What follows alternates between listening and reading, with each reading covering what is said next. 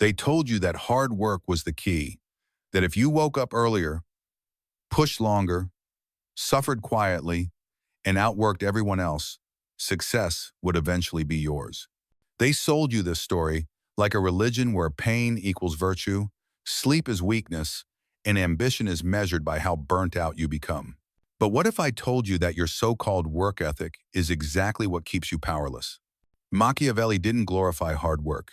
He analyzed it and uncovered a harsh truth. The easiest person to control is the one who believes suffering is honorable no because they're weak, but because they're too busy proving their worth to question the system exploiting them. This is the hustle trap, and it's not just a cultural myth, it's a tool.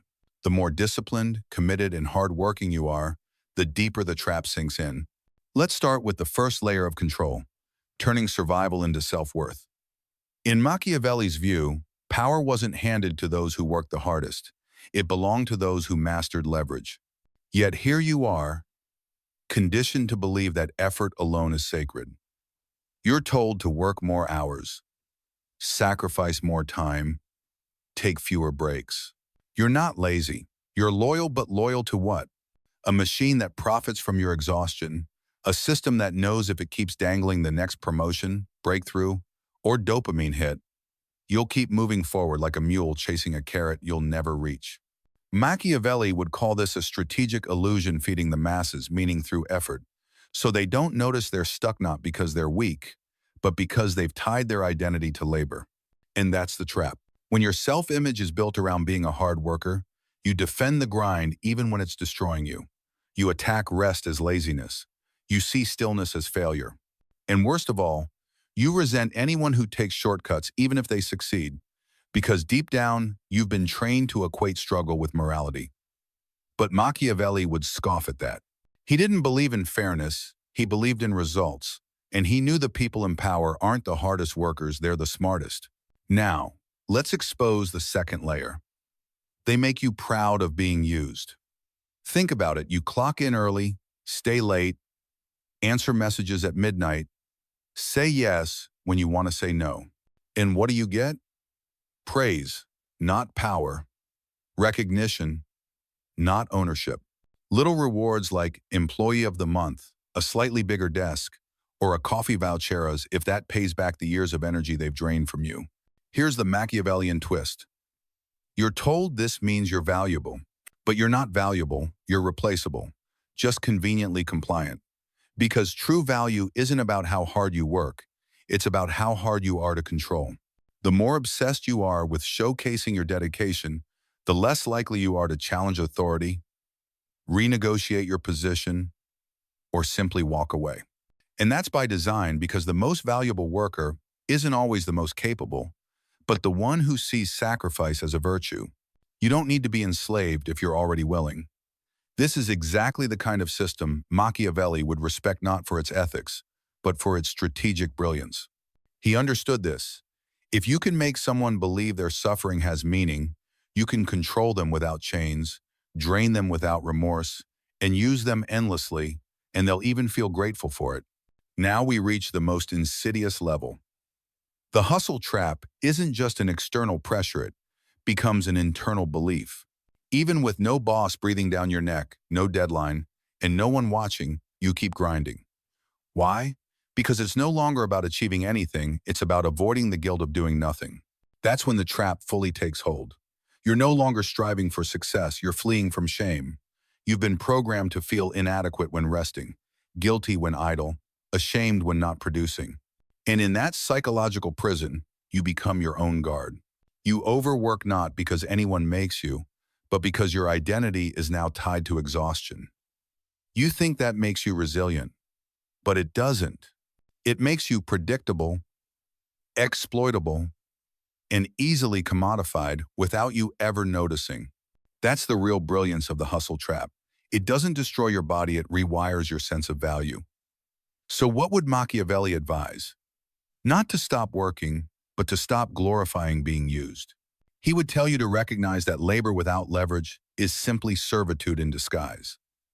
That anyone fixated on proving their worth through suffering is easy to control. That power isn't about how much you give, it's about how you play the game.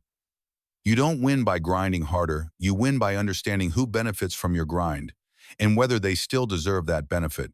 Because once you break free from the illusion that effort equals value, you stop being a tool and begin to wield influence. True power doesn't lie with those who toil it, lies with those who choose why the work happens. You can see this pattern everywhere. The founder glorifying 100-hour weeks, the speaker preaching grind culture, the executive handing out just enough validation to keep you hooked. It's all engineered to dress up obedience as ambition. But it's not ambition, it's submission dressed as pride. This is what Machiavelli saw in every seat of power. The most efficient form of control is not forsake's belief. If you can convince people that working hard for someone else is in their best interest, they'll never stop serving. And here's how the trap tightens. You're led to believe that stopping the grind means falling behind, that taking a break allows someone more ambitious to take your spot, that pausing means you're weak. But ask yourself who planted that belief.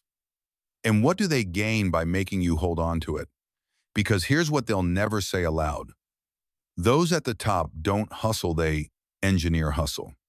They create the systems. They set the traps. They sell illusions dreams that keep you running on a treadmill while thinking you're climbing a staircase. And when you burn out, they don't take the blame. You do.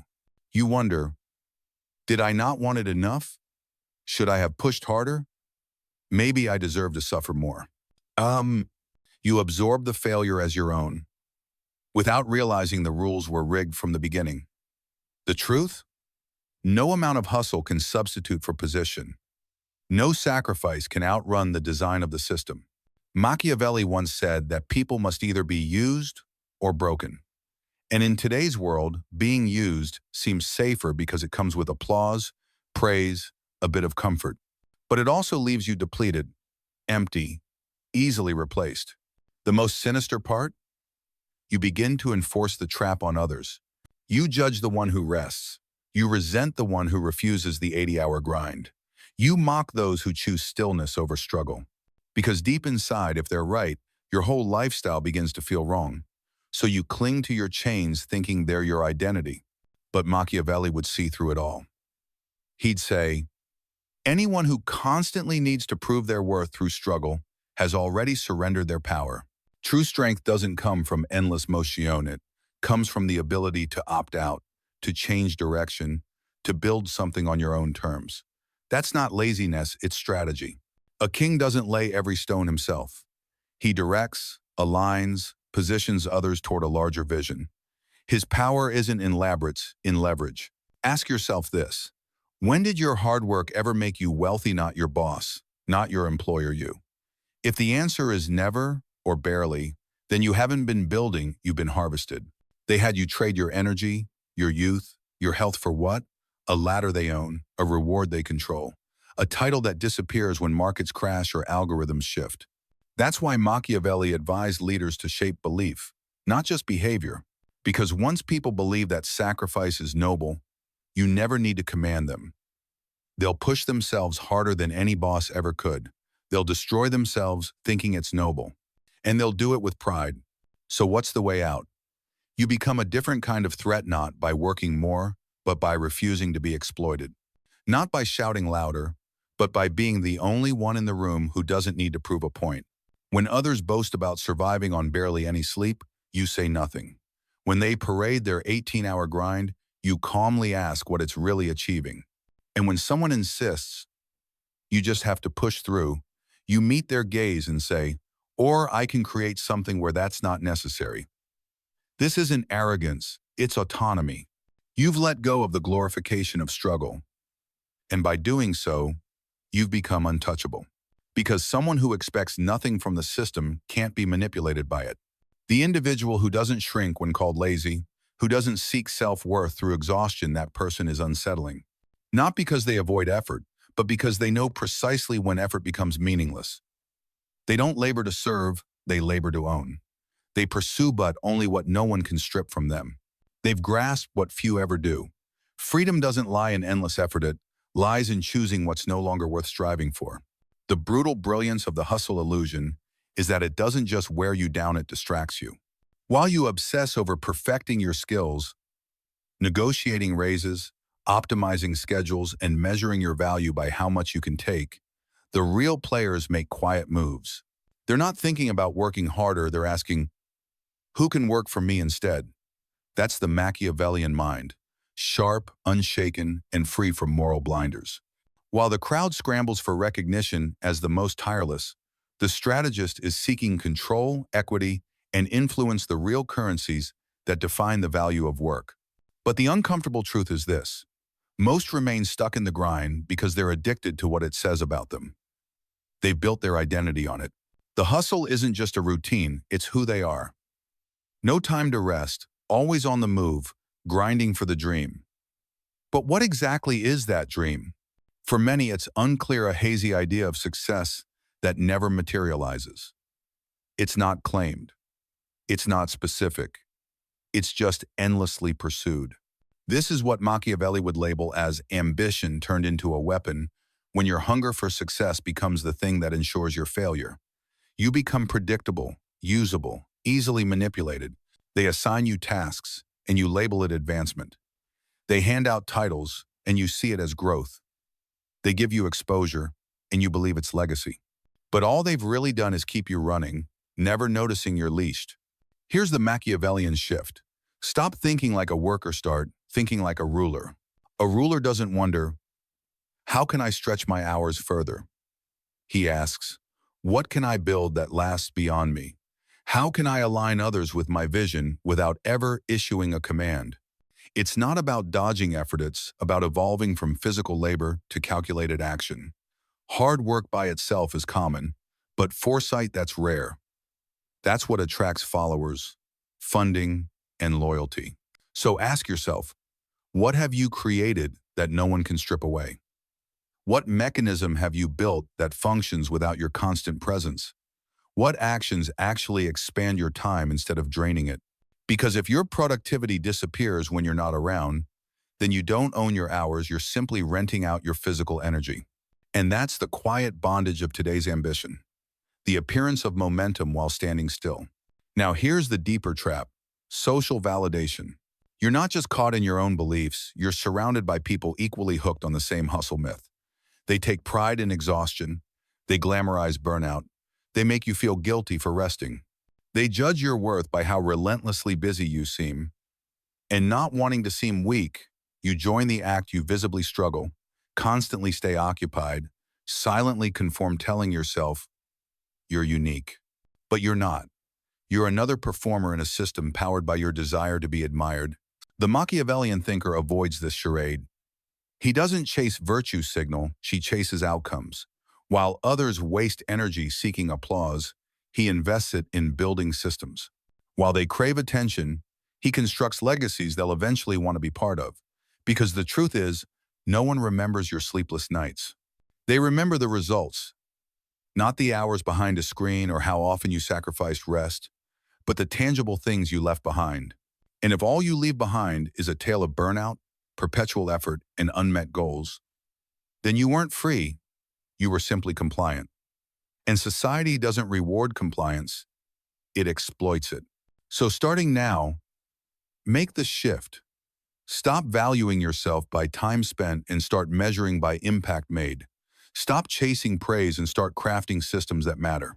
Stop handing over your time like a pauper and start operating like an owner, even if your only asset is a single powerful idea.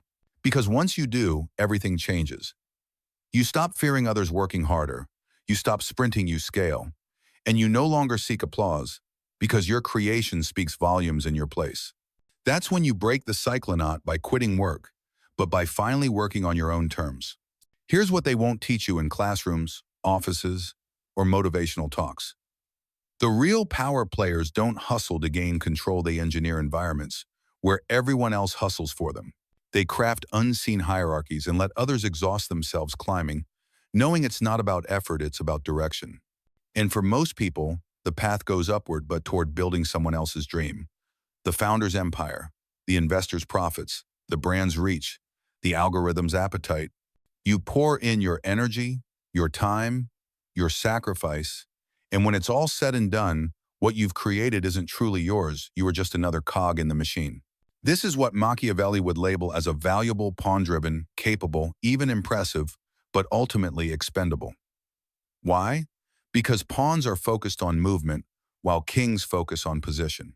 And when you're always on the move, constantly grinding and reacting, you never stop long enough to ask, where is this all actually leading? That's not a flaw in the system, it's the intention.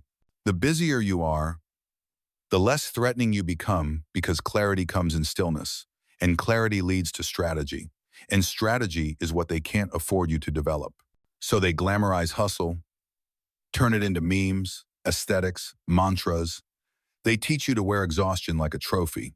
And in the haze of constant motion, they never have to worry that you'll look deeper past the surface into the real mechanics of power. Here's the Machiavellian insight. The most powerful move isn't to work more, it's to make every bit of your work matter more than anyone else's. Your hours are limited. Your energy runs output structure. That scales.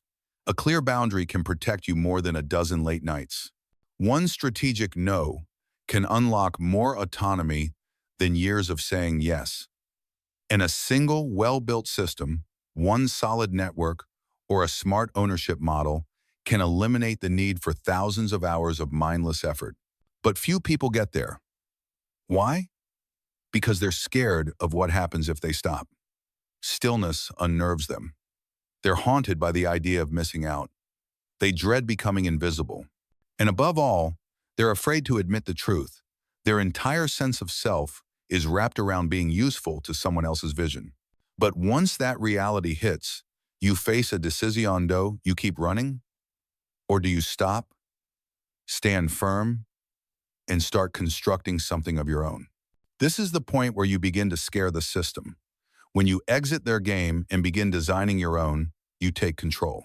You filter noise, choose your battles, create your boundary sand, watch as others still stuck in the grind, mock your pace, question your commitment, challenge your resolve. But you won't blink because you're no longer living by discipline alone, you're operating by design. You're no longer hustling in hopes of freedom, you design for freedom first, then hustle only when it supports that design. Most people won't get it. They'll say you got lucky. They'll accuse you of selling out. They'll argue that real success must come with suffering. But Machiavelli would grin because the loudest critics of freedom are often the ones too frightened to pursue it. And that brings us to the final insight. The ultimate shift: not just how to break free from the hustle cycle, but how to become the type of person who can never again be caught in it. This is the final truth, the one the system desperately hopes you never understand. Once you break free from the hustle trap, you become a threat not because you're louder or more forceful, but because you've stopped being reliant. You no longer seek praise for how hard you grind. You no longer ask for permission to pause. You no longer believe that worth must be proven through fatigue. In a world obsessed with constant motion, your calm becomes unsettling because true power begins in stillness. Stillness gives you clarity, enabling you to see what others overlook. Who's actually benefiting from your labor, what you're genuinely creating, where true influence resides, and why the game has never been about hard work, but about extraction. You begin to operate like a strategist. You say less, observe more. You no longer rush to validate yourself because your value isn't measured by what you hand over, it's defined by what you hold back.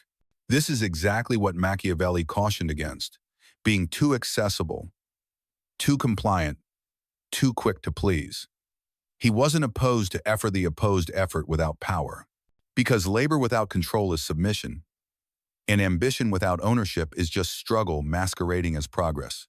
So now, the shift begins.